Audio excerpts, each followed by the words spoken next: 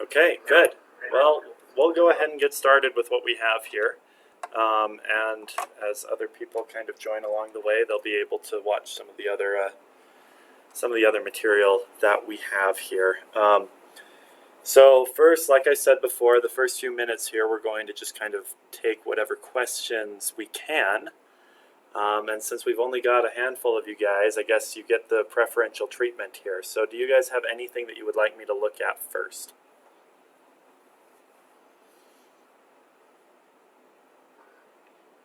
I did have a question about, I guess it was in Innovia, how to output the requirements. I know for our MCR tomorrow, we ended up just taking a screenshot, but I was curious if there was a better way to display them. So that's an excellent question. What I've actually told the professors to do is have you take screenshots, just because that makes them very simple for what you guys are doing and the requirements that you do have. There are some options here, and if you've left your microphone off mute, you should mute it now because there's a lot of background noise. Essentially, what we're looking at here is that you can show them this way, or you can open your requirements specifically and do things that way, and take screenshots, which is great. Another way, there are two other ways to output them. One of them I'll show you in a little bit here, that in my book actually makes them look a little bit better.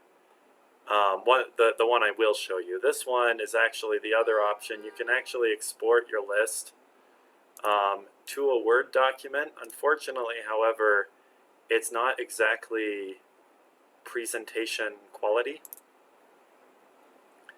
And this is going to have to load for a little bit, but I'll pull it up once it does come up.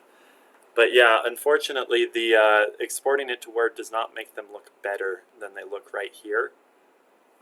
The other thing that I would suggest you do is actually you could import them to the RFLP program and display them that way, which I think makes their structure look a lot better than this. But for the MCR, this is actually what I would recommend you do, is either this or go into your top level and open just the requirements, which will let this has to load a little bit. There we go. And just using your straight up requirements list without any organization, I do one of the two of those for what you have coming up. Okay, any follow-up questions there? This actually isn't going to be bringing these up. That's annoying. We'll try to get that to actually show here.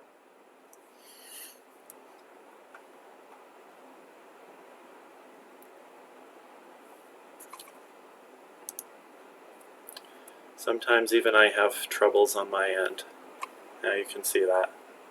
Anyway, they should show up here. Right now it's not liking me, but they would show up. Your entire list of requirements would show up here. I actually have a question to you guys. Is everyone able to view the requirements made by their team members?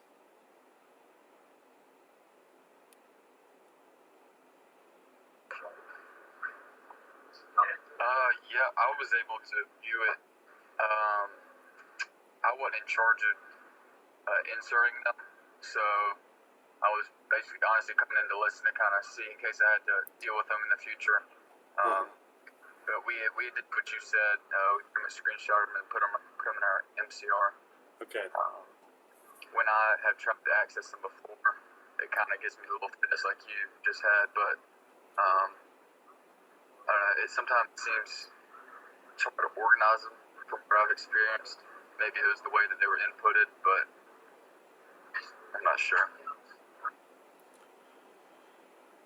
Okay. Well, good. Yeah. So I want to make sure that everyone has access to that. So if people are having issues there, you should send me an email and I'll look at that in more detail. Okay. Any other questions?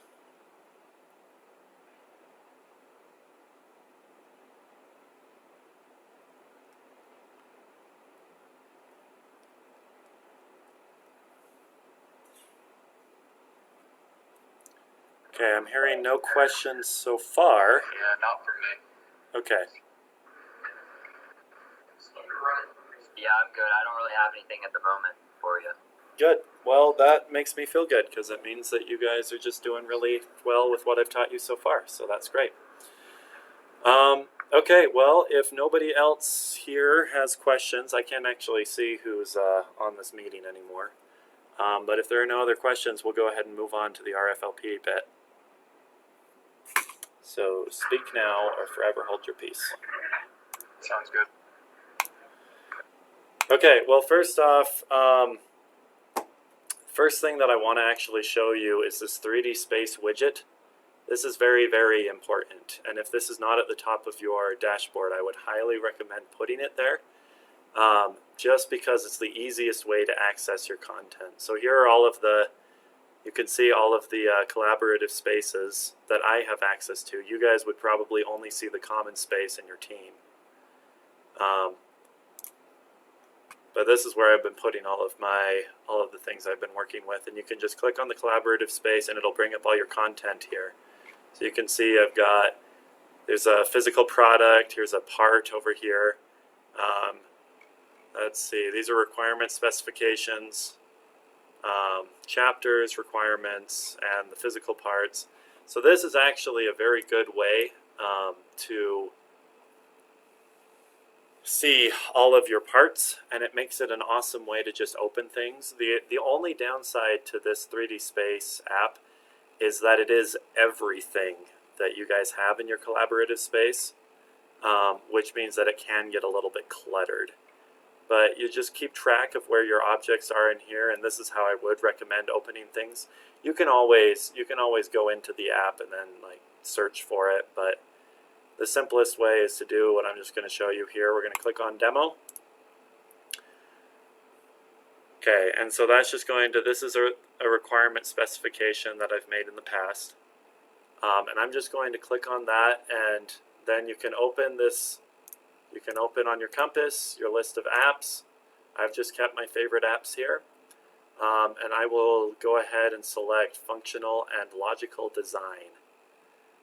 That's the app you want to do the RFLP. That one's, it's a CATIA app. It's in the 3D modeling apps. If you haven't already put it into your favorites, you can come in here and scroll down and find it. Here it is.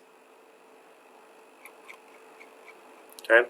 Now, I'm not actually going to click on it because it takes a while to load even on my computer, so I'll just go ahead and open it here. And you can see that I already have some items here. Let's go back up to the requirement specification. So you guys, when you do open this for the first time, I'm just going to hide these extra things so that they're not in your way. So when you do pull it up for the first time, like how I just showed you, it'll automatically put it in the requirements section here, and you'll have your specification, followed by whatever chapters you have in there, and I can expand each of these to show the requirements that I have in each of those chapters. So it'll pull it up in this nice little list like this. This is, to answer your question, this is another way that you can display your structure of requirements. And that's an option that you have. Even so, for your presentation on tomorrow, you would probably still be better off just using the screenshot. But anyway, so you can open them up. They'll all be here. You won't be seeing these items. These are things that I've attached as I've been kind of working with this. So anyway, they'll show you these. Now, I've mentioned it before, but RFLP stands for Requirement, Functional, Logical, and Physical Components. And this is how it breaks down. The requirements, that's clear. You guys have been working with them. Those are all of your market requirements or whatever other requirements you're putting on your design. Functional items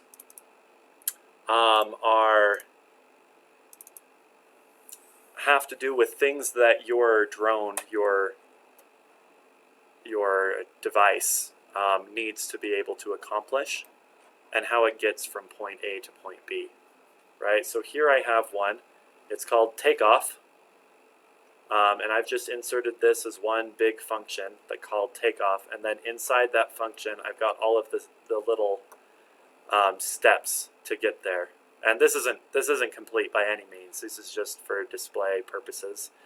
But like, it would receive a controller input, it would need to make that a hardware signal and send that to the motors to actually move the ailerons or flaperons or whatever you're using to the correct position to get it to actually start going up. And there would be a lot of other functions that you would put in here.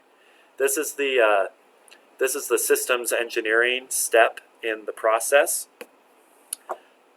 I am not a systems engineer, and so I would suggest that you guys look online to find kind of best practices or any other information that way, and kind of look at how people in the industry organize these things, or just come up with a system that works for you on your project.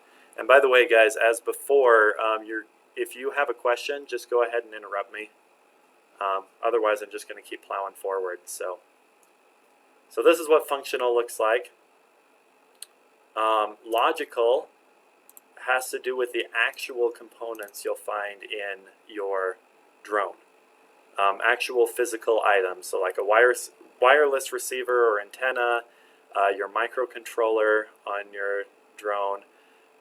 This is the left aileron servo. You could have a right aileron servo. You could have a battery. You could have right wing, left wing, spars, etc. And just like in the functional items, you can have kind of root logical components. So this one I just called the UAS, and you put smaller components inside of that system. So you could think of that as a system with subsystems inside of that, and inside of those will be individual components. And this can go as far down as you want it to go. I can make these kind of have parts inside of subsystems, inside of other subsystems, inside of whatever. So you've got a lot of freedom in how these are organized. Okay, any questions so far?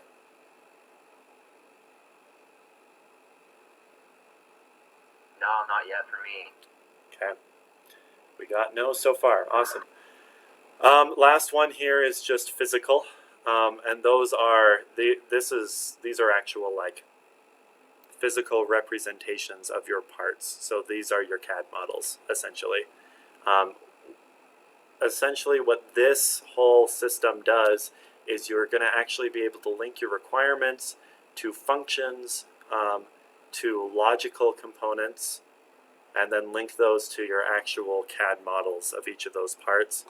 And by doing that, you can set up the structure that actually shows, okay, this component needs to be able to do these things in order to meet these requirements. And that's why setting up this system does a whole lot for you, because it maintains that traceability and maintains the digital thread from the requirements into your physical model, so you can actually see what components have bearing on what requirements, which helps a lot with not dropping certain requirements or designing too much to meet one requirement over another. Going through this gets that all set up so that as you build your model, you know exactly what you're designing for. All right, so that's RFLP, and that's essentially what you're going to be building for. So let me show you how to use this. We're going to go back up to our requirement specification. And by the way, this is CATIA, so it uses CATIA's controls. So I'm holding down the wheel on my mouse to pan. If I hold down the wheel and the right mouse button, that's zooming in and out. And if I release that right mouse button in normal CAD, it'll let me rotate. Obviously, this is a 2D graph, so there's nothing to rotate, so it's not going to let me do that here. But it's those same basic controls. If you guys are following along at all with me, something I want to point out is down here is your toolbox. And yours might look different. And that's something I would change as soon as you can. So normally, I think when you start, it looks like this. And this, to me, is terrible. So just turn on icons with labels and sections with labels so you can actually see what you're clicking on and save yourself a whole lot of headache. I'm going to get that question, I know, when I get onto the CAD bit. So that's something I would recommend. And this will carry through to your other CATIA programs too, which is very, very nice. It'll remember what your setting was. Okay, so let's go ahead and we'll start inserting functions. So the first thing we're going to do is I'm just right-clicking on the functional header, and we're going to insert a new function. And this function I will call bank left. And it will automatically jump me here. Now you can see in the tree right here, you can actually see the other objects that I have in the tree. So I can still jump up and down between levels. But it's going to jump me straight to the view of just bank left as my kind of main function here. And I'm going to show you something a little bit later on. I would actually recommend, instead of doing it this way, I would recommend inserting a master root function. So insert something here that is just, you would just call it root function, and then you put all of your sub functions into that root function, all of them, just to make traceability a little bit quicker. Otherwise, you're going to have to create a implement relation, is what they're called, between all of your functions and your requirement specification, which just takes longer. So it's up to you guys how you do that. It would be a little bit quicker to have that root function connected, just so you make sure you can pull up the entire system at once. But we will get back to that.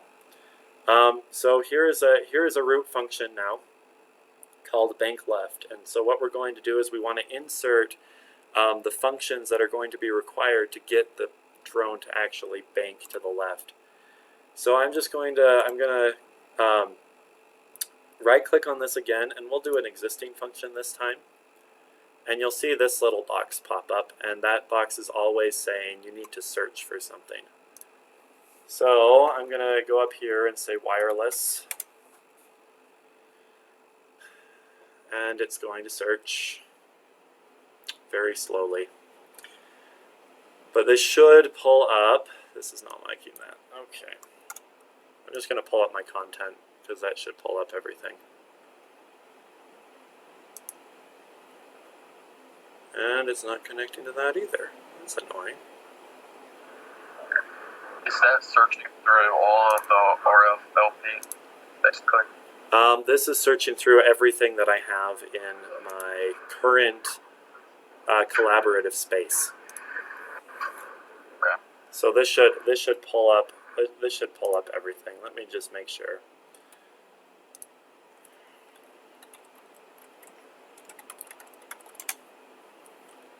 There's one. Okay. Anyway, yeah, so I can search for whatever I want here, and you can always, I still have my 3D space open here. I'm going to pull out of that one specifically so I can see more of them. You can always use this to go and find what you want, and then come back into the program and search for it here. But anyway, so I'll go ahead and click on that, and it's going to grab that function and put it into my root function here. Now, something to notice, I already have this function in one of my other roots. I have it in takeoff. It's the same one, which is fine in this case, because rotating the ailerons is something that's fairly basic, and is going to apply to a lot of things in your flight. So it's fine to have it in multiple locations. It will treat them as individual things. But something you'll notice is I have a port on this one already, this little orange triangle, because I have that put on the one in here. So it'll also bring in with it all of its ports, because it assumes that it needs some sort of input to actually carry out that function, which is correct in this case. So we're going to leave that. Anyway, so like you can see, I'm just dragging it around here. It'll follow you. You can organize things that way. Okay, let's insert a new function. I'll just call this receive signal, and that's as easy as it gets. Basically, you just stick them in there, and I can keep putting in whatever I want here. Convert.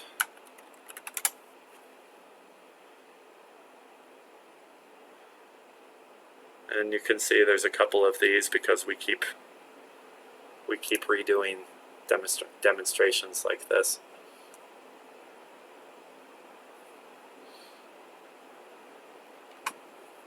And there it is. And see, this function has to do with converting something, so it's expecting something to come in and something to go out. That's because I defined those ports when I put it in this other function up here. So anyway, let's go ahead to this new one. And the next thing we want to do is we want to give it a interface or a port. And it has these buttons up here. You also have things down here. You can see that insert new interface, functional port, whatever. This one I will just say, and I'm going to give it a 2 because I'm sure I already have one of these. And it pulls up this little thing. So it knows what I want it to be, and I'm going to change its title too to just make it easier.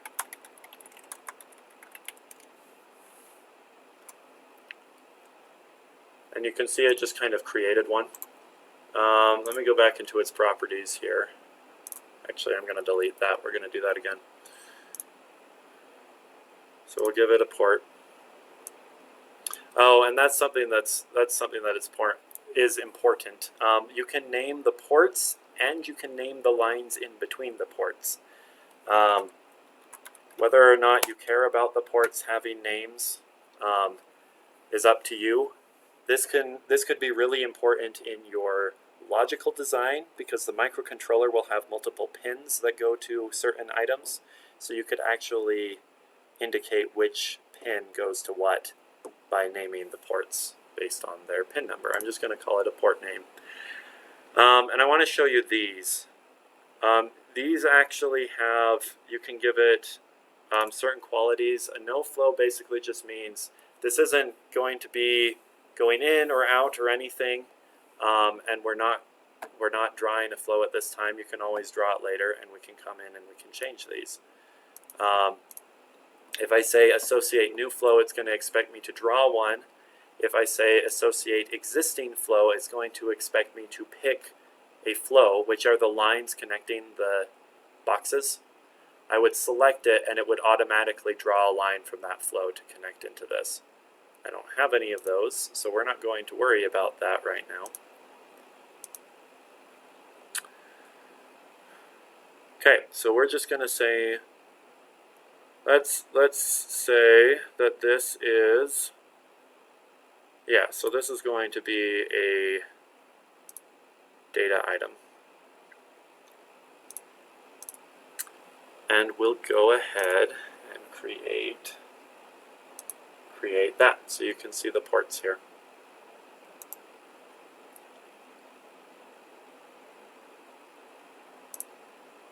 Okay, anyway, so that's how you draw these ports. And we can always create a line between these. I'm just going to click on this. We're going to create a functional connection, and it's going to try to draw it to somewhere. And you click on the next port and it'll show a line. Now if you notice, this is a functional connection here.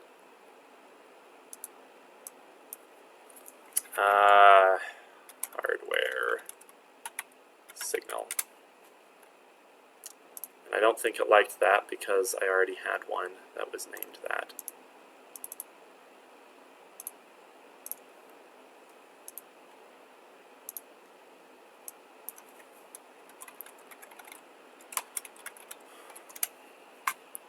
Oh, that's interesting.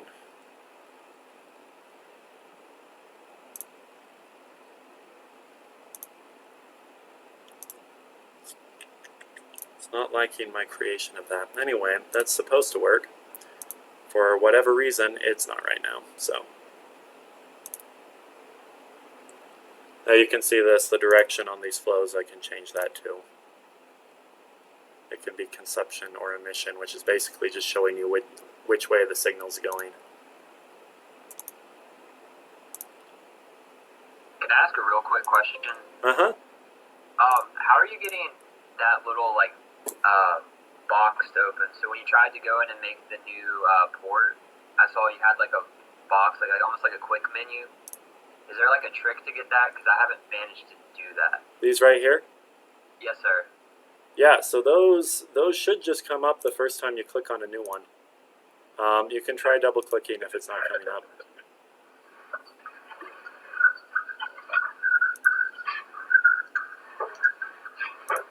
So feel free to give those a try. If this is not coming up and you're struggling with that, it has the same commands down here.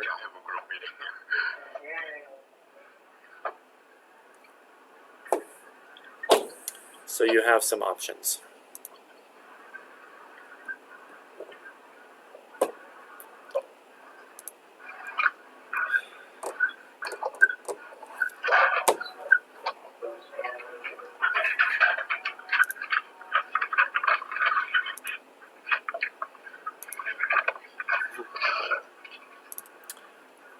Alright, and I might have to find out why this is not letting me draw these connections right now.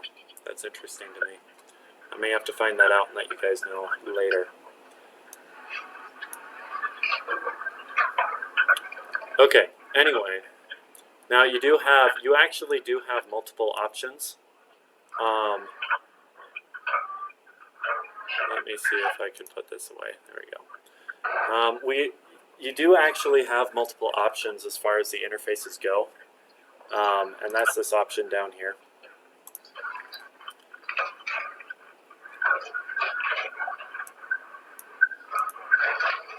And I'm going to make one, I'll make one that's control.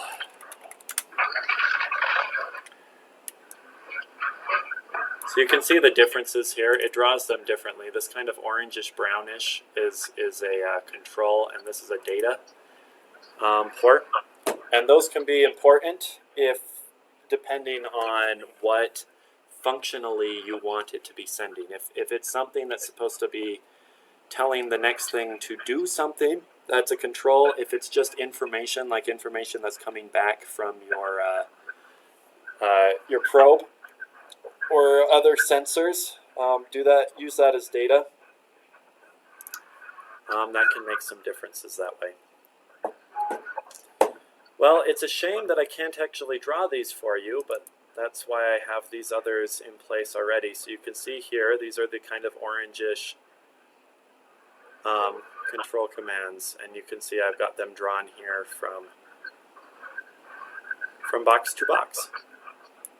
And it'll show you the nice little name, so if you get like a lot of these going on, then you can actually have,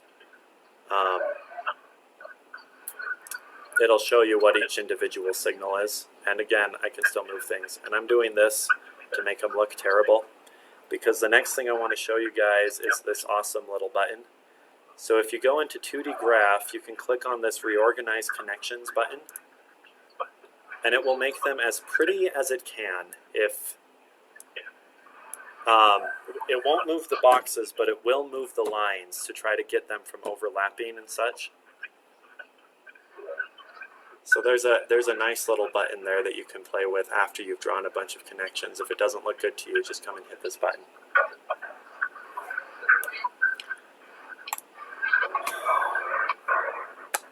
Okay, any other questions so far?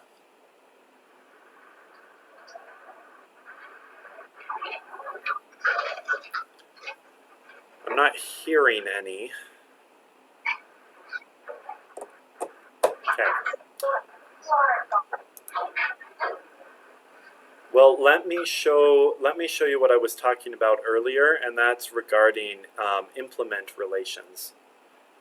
So implement relations are the connections that you're actually going to draw from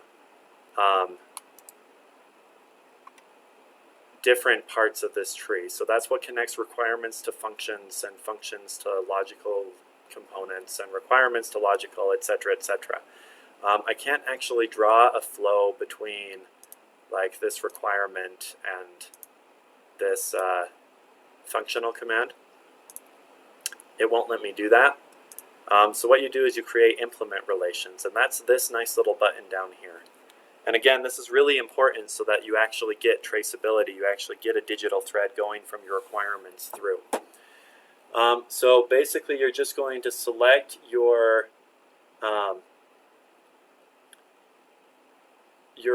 most root requirement. So right here, this is the most basic organization of all of my requirements, and I'm going to draw a connection from this requirement specification to my bank left root function here. So you could have all of your requirements organized in a specification folder and import the folder into here and draw connections from that, or just draw the implement relations that actually have to do with each specification to each of these root functions. So I'm going to click on, so we've got demo 1 selected, and I'll come and select this implement relation, and we're going to draw one to bank left. You notice it won't let me draw one to takeoff because I already have one. And we'll just name that. This is bank left implement. And you can see that here it now has an implement relation down to bank left, and if I open bank left, there's now this new folder that'll actually show that as well. And now that these root specification is linked to the root function, I can actually draw specific connections between the requirements inside of them to the sub functions, right? So I can connect those to implement to, and then if I were to open that one, it would show specifically the implement that I just made.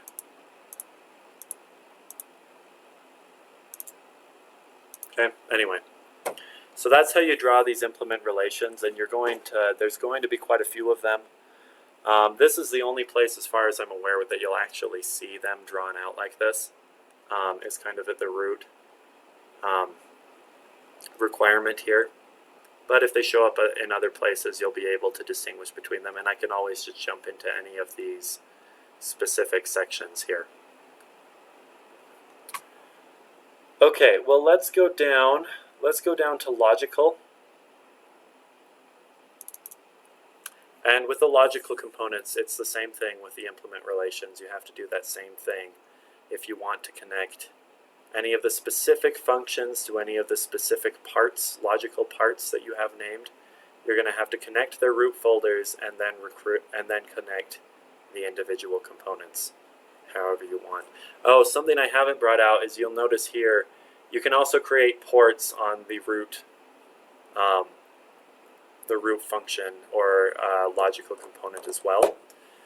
And again, on the logical components, it's really the same setup that we were doing before. You want to create one big logical component that's just your drone, and then I would suggest putting in the subsystems into this big box and then going into each of those subsystems and including individual parts. I don't have the subsystems here, so don't just copy this. But that's how I would recommend setting it up. And then you can draw the connections between the subsystems however you want, or connect them to some sort of external input to the drone itself. And you guys can really organize that however you want. Okay, in the functional components, we have a few. Let me see here. I don't want to draw another one. We have a few more options. The basic setup is the same, but like you just saw, if I just double click on one of these boxes, it's automatically assuming that I'm drawing it to something else. And you can create as many branches. Like you can see here, I've got off of power in, I've got several branches because this is the battery coming in to power these different parts of the system, all of which need power. And something I want to show you here is you get more options on ports. And these ports just have to do with direction, essentially. So we've got in, we've got out. This one is basically saying it can go both ways, and this one is saying that there's no actual direction. I didn't want to bother with connecting connecting my power as a full loop or something. So this is just my power source, just saying that my battery needs to be connected to all of these. If you really wanted to, you could have a port in and a port out to actually show that there's wiring going in and out. That's your decision there. And again, you may want to look at some YouTube videos or some other tutorials that kind of go over the basics of systems design if you want to. Otherwise, it's just up to you with how you organize this so it's useful for your team. Okay, so like I've shown you here, there's some options. I could actually draw a connection going from this root function into one of these others. So let's create another port on this Pixhawk. And we're just going to call it in, because that's what it does. And you saw there I could also define its direction there. I don't have to make other definitions. On this one I would just leave it as no system type and select finished, and you can see here's an import. And now I should be able to draw a connection between the two.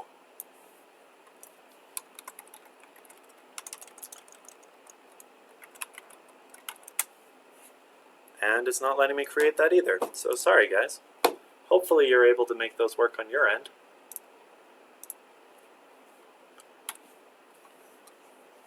But anyway, so it's that simple.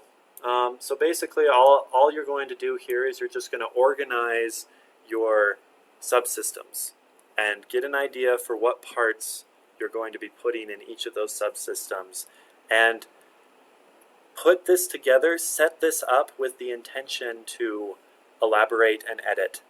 You're going to find out as you go along that you're missing a whole lot of items that need to be included, and you can come back and put them in and redo some of your connections to make them all connect that way and set up your system in that way. So things like that are going to be very important.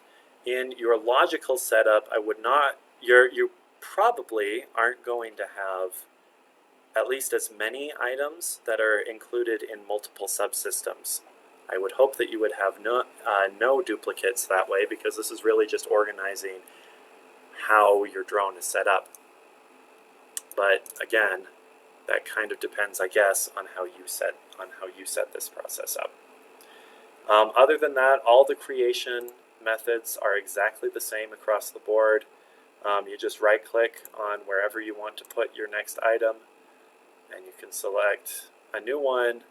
You can create a new interface, etc., etc. It has implement relations here as well. So I could actually create an implement relation from this UAS up to my requirement specification, except I already have that. So, the last thing that you could play with is this physical components item. And this is essentially where you're going to be putting copies of your parts as you start modeling your drone on CATIA here. And that setup, again, is exactly the same, right?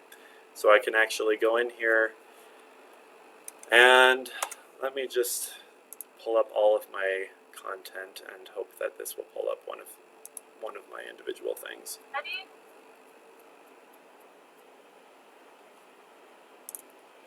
Okay, let me get a name here.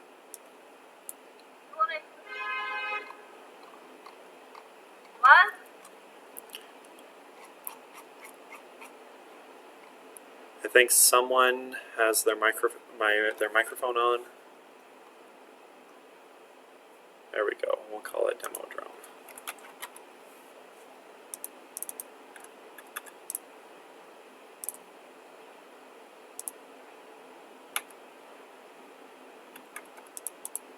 Ah, there we go.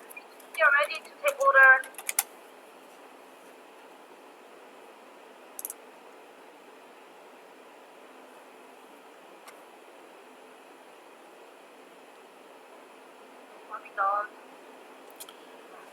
Okay, so as you can see here, that will actually put in a copy of that part into my physical component. And you can kind of get a little bit of a feel. This is actually an assembly that I just put in, and it has individual items in it, right? So this has this part here. I know that this just looks like a disc, but as far as the layout goes, this is actually true. This would be the right wing, so I could connect that specifically to the right aileron, etc., etc.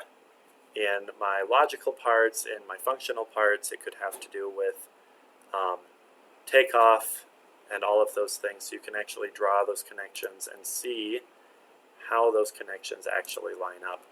So let me go ahead. I'm going to draw.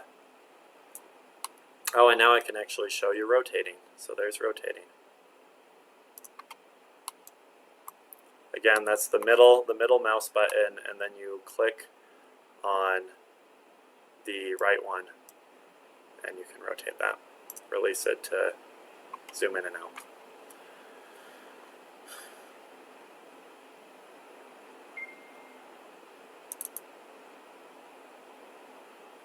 So this would allow me to then draw my implement relations down to the physical parts as well.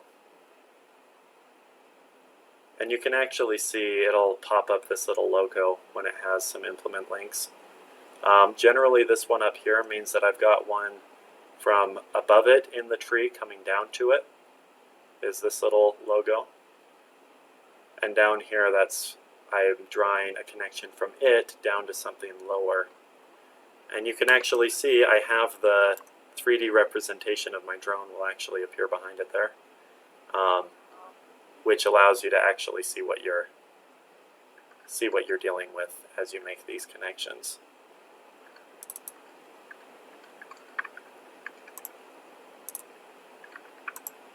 Interesting. And right here is the hide show command, if that gets annoying to you. Anyway, other than that, it's basically the same for everything else that you'll be doing here. They all function in the same way. It's just the items that you're putting in each one is a little bit different. So you got your requirements, you got the functions, takeoff, land, bank right, left, drop payload, etc., etc., that you would put in these functions. And logical is just we're going to need a microcontroller. And as you get more information, you could actually put in information like we want specifically this microcontroller, throw in its name, whatever. And something that I haven't actually shown you here is I can actually select these and you can insert a picture to actually make them look not just like boxes. I could actually have a picture of my microcontroller here. And that's this button right down here, which can be helpful. Okay, we've got about 10 minutes left, but that's essentially the end of working with RFLP. So any questions from you guys? Otherwise, I've got one or two other things I'm going to show you.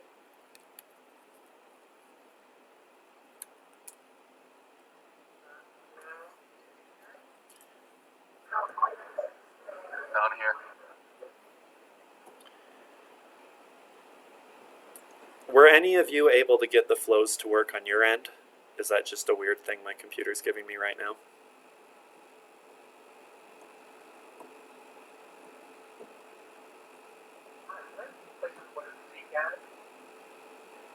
I'm gonna probably have to check it out later. I was having a hard time doing it, trying to watch it, but I'll play around with it later and see. Okay. Email me if you are having troubles with that, and I'll look into it.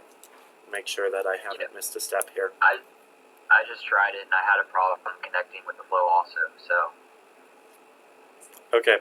Well, I'll look into that, and I'll send out an email to go along with this then, if that's giving us grief then. Okay. Well, if there are no other questions, I do want to show you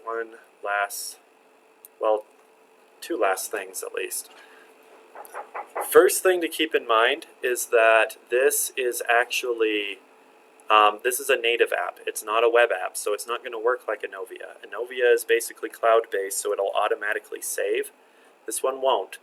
So you have to click on this little arrow up here and hit save to actually save your work and have that go up into your collaborative space, and you can see that going on right here. If you don't do this, CATIA always remembers your last session. So the next time you try to open your last session, you will be able to restore the work that you had done, and it'll give you a chance to save, which is nice. If CATIA ever crashes on you, you'll still be able to pull it up again. Despite that, it's still probably a good idea to save as you go. Anyway, so that's the first thing that's important to know. Now let me show you something that's actually very important on this. This functional and logical design app is kind of set up to pull up a new structure every time you do it. If you do like I was showing you before, if you just come in here into your 3D space, you can find your requirement specification. If you come and click on functional and logical design, it will only pull up that requirement specification. It won't pull up the rest of your system, and you won't be able to see the implement relations between them. So what you actually want to do is you want to get this app. It's called System Finder. And that's in the social, so the north end of the compass here, down at the bottom. System Finder, right here. And if you go to your requirement specification and open System Finder, and I would leave that in your favorites, it will actually pull up a window that looks like this.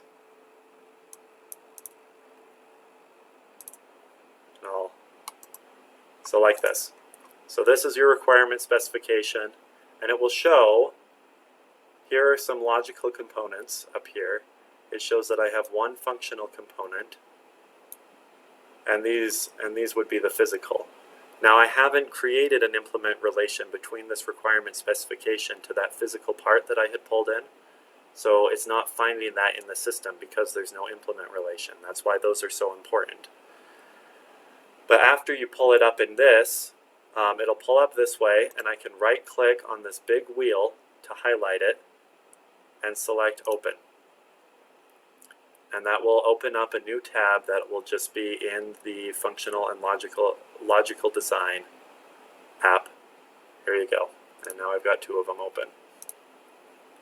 And now you can see the system. Now again, because I didn't have that implement relation set up, it's not going to show up here. So what I would then have to do is I would have to insert the existing product and create the implement relation. But if I do insert the existing product, it will remember that there is an implement relation between this and the UAS, and that will show up in the tree. If I actually open it here, you can't actually see that one. But if I were to import the demo drone physical part that I had there, it would show up in this list. So make sure you have that System Finder app, because otherwise you're just not going to be able to find your system after you make it, and that would be sad. Okay, yeah, so that is it for me. That's the entire demonstration. So let me stop sharing my screen just so I can check on this. So it looks like we've had a couple of people show up since we started here. For any of you guys, are there any questions about RFLP or about requirement management or 3D experience in general that you'd like to ask me in the last 5 minutes we have here.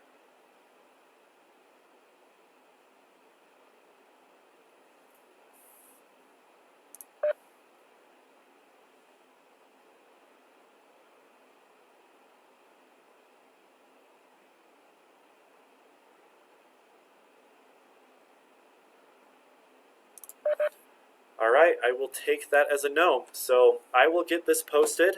Make sure you email me about any problems you run into with RFLP. And obviously, if you're still having trouble creating flows, let me know, because I'm going to want to make sure that that's something you can do. Anyway, thanks guys. I appreciate you taking the extra time, especially the day before the MCR, and I hope everything goes very, very well with that. And I look forward to hearing from you guys tomorrow.